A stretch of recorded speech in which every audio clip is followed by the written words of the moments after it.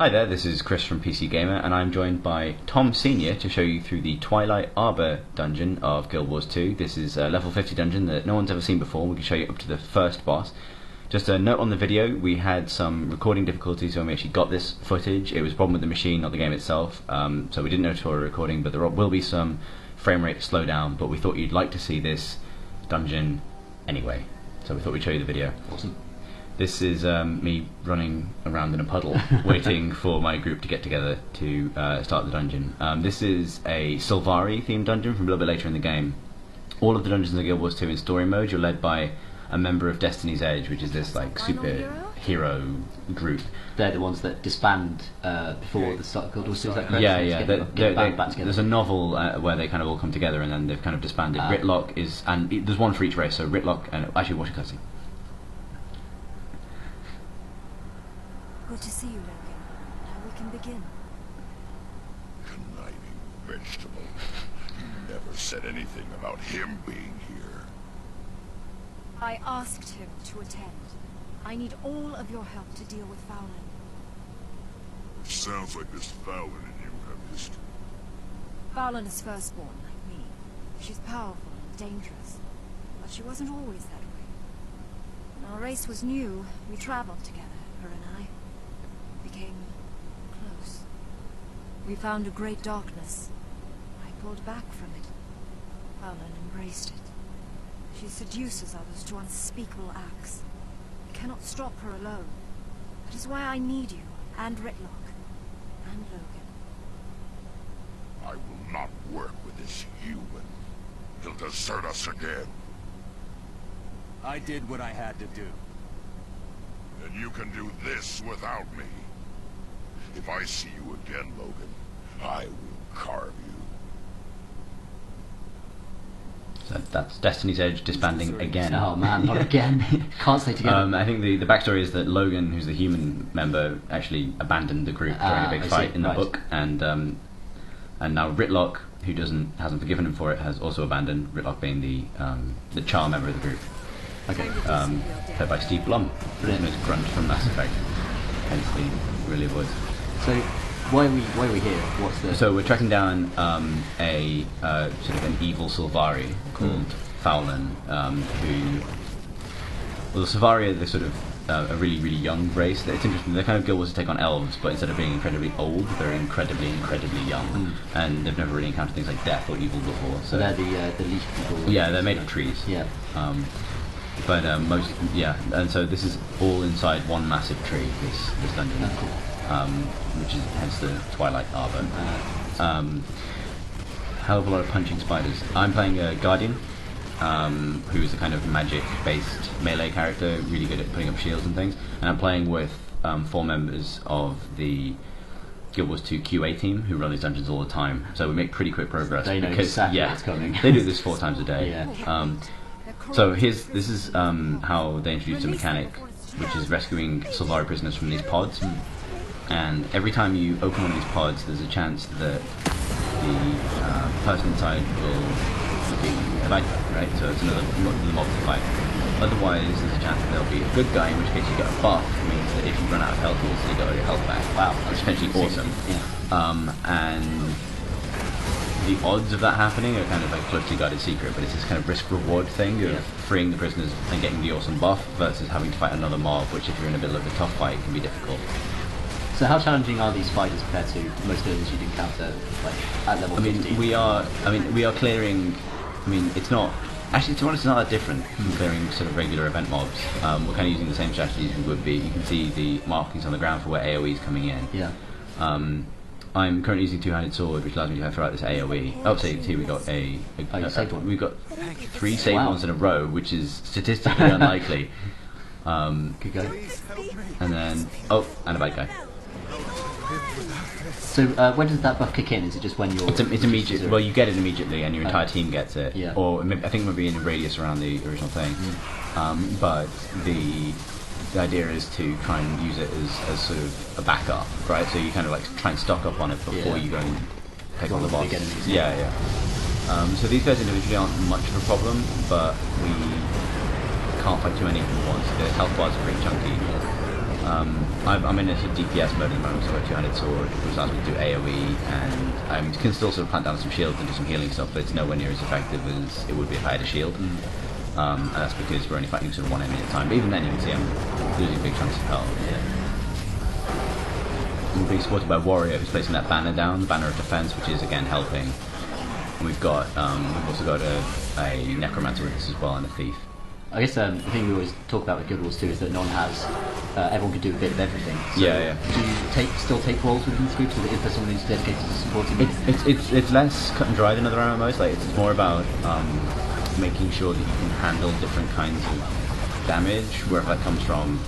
So it may be that you're, for example, firing an arrow through a light field cures poison. So in that sort of situation where a mesmer and a ranger can do the job of a healer, you know what I mean? And so it's sort of, you're still kind of achieving the same things in terms of soaking up damage and dealing out damage, but you're achieving it collectively and in a much kind of more broken down way.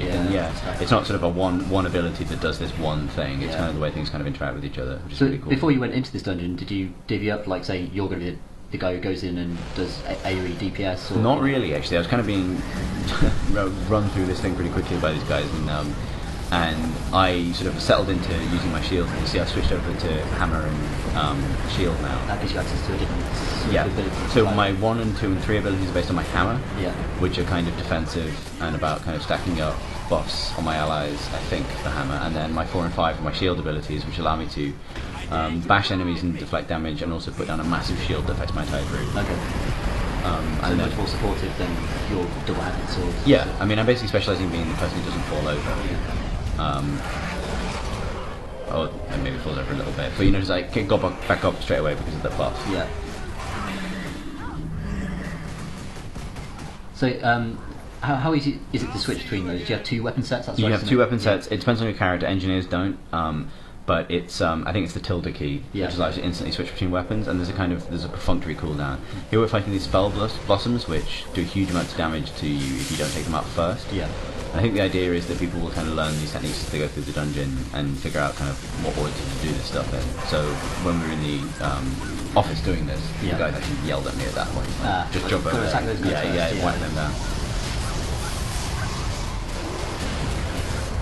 There's a lot going on in Guild Wars 2 fights and stuff. There's a lot of effects going on. Is it hard to track who's being attacked? They told me recently they have a system that actually scales the stuff dynamically. Oh, okay. So you will only, especially it's more apparent in big PvP fights, but you will mostly only see the particle effects that affect you. Oh, okay. There's still a lot to track, obviously, but I think at that point it becomes sort of reasonable that there's not a lot of irrelevant data, right? There's a lot being thrown at you, but so let's say like a guy across the other side of the fight is throwing a fireball, you might not necessarily see that fireball, or it might be smaller. Okay. If it's not coming for you directly. Yeah.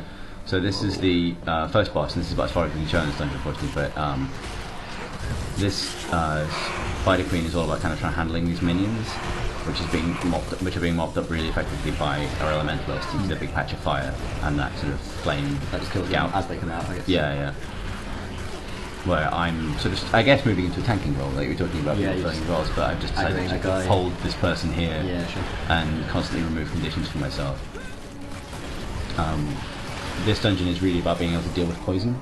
Like, almost every enemy in this dungeon can poison you quite badly, and therefore, like, the Guardian's ability to kind of shrug off status effects, or like what I mentioned earlier, the combos between different classes can be really, really useful. Yeah. You played sort of the lower level dungeons as well. How does the level 50 dungeon compare to those in terms of complexity and difficulty? This is story mode. Story mode is kind of intended to be run through fairly easily by a pickup group. Okay. Explorable, I didn't end up playing this dungeon in Explorable, but Ascalonian Catacombs, which people who played the beta will, some of them will have played, does scale, like, get dramatically harder when you go to Explorable. And I saw a little bit of this sort of where they showed me where the hooks were for Explorable mode. So things that might be walled off in this can branch off and become explorable wings of the dungeon. In terms of how it compared, I actually found that this was about as hard as Ascalonian Catacombs, given the level difference. Like, it was still, it took about the same amount of time. There were some challenges later on that required a bit more thought, and we were lucky that we had a team that was very experienced. Yeah, and I guess both times I've played through these, I've had teams with me that knew what they were doing. it is designed that you kind of will get through it the first time to see the story, see these cutscenes like the one we're about to get. Yeah. And then when you go through the dungeon subsequently, it's about kind of really trying to figure out these encounters and trying to do them successfully. I was told actually that the hardest stuff in the game, the level 80 dungeons, there are very, very few people at ArenaNet who have beaten them yet. Oh wow. And even then they've had a hard time with it. Okay. They made the interesting point that they kind of have to build all this stuff to be significantly harder than they can do Yes. in order for the players to be able to They expect the players to Yeah. exceed their Well, I mean, you can imagine they are only, 50 people. Yeah. You're going to throw thousands of people at it. Someone's you know. gonna- Yes. Well, you're taking this guy out. We come So, we've got another cutscene coming. just as we were when you abandoned. I like new places. Just go for the Chamber of Envy. Expected this from Ritlock, but not from you. I really love that chamber. I wish it was mine. You schemed and you insult me. Done. Finish this on your own. And another member of Destiny's Edge Ah, runs away. Just hate each other. Yeah, they do. Apparently, they've all got to come together at the end in a kind of bringing the band back together moment Yeah. of victory. But hey,